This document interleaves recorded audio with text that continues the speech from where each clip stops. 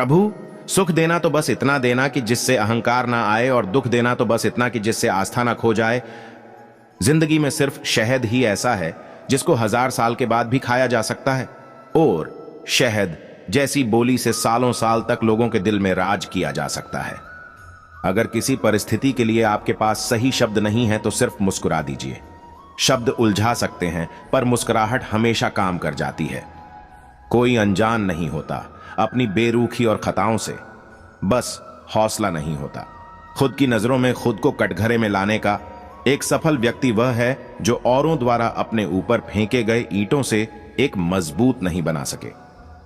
बात संस्कार और आदर की होती है दोस्तों, वरना जो इंसान सुन सकता है वो सुना भी सकता है। सिर्फ सांसें चलते रहने को ही जिंदगी नहीं कहते। आंखों में कुछ ख्वाब और दिल में उम्मीदें होना भी जरूरी हैं।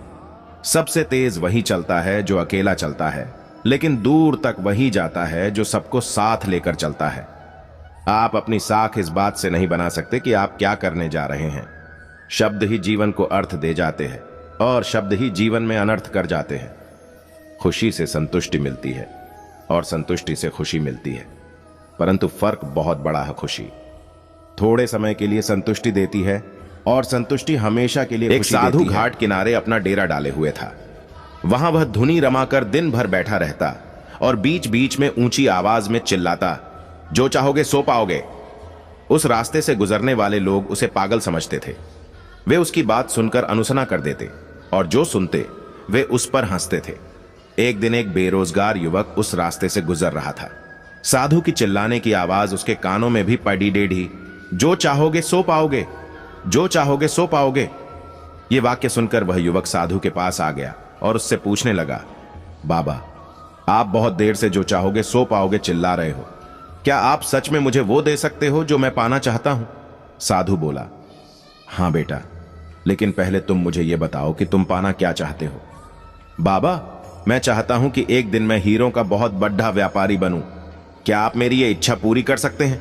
युवक बोला, बिल्कुल बेटा, मैं तुम्हें एक हीरा और एक मोती देता हूं। उससे तुम जितने चाहे हीरे मोती बना लेना। साधु बोला। साधु की बात सुनकर युवक की आंखों में आशा की ज्योति चमक उठी। फिर साधु ने उसे अपनी दोनों हथेलियां आगे बढ़ाने को कहा। युवक ने अपनी हथेलियां साधु के सामने कर दी। साधु ने पहले उसकी एक हथेली पर अपना हाथ रखा और बोला, बेटा, यह इस दुनिया का सबसे अनमोल हीरा है। इसे समय कहते हैं। इसे जोर से अपनी मुट्ठी में जगडीच लो। इसके द्वारा तुम जितने चाहे उतने हीरे बना सकते हो।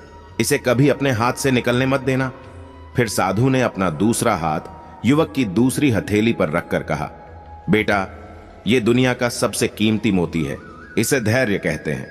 जब किसी कार्य में समय लगाने के बाद भी वांछित परिणाम प्राप्त ना हो तो इस धैर्य नामक मोती को धारण कर लेना।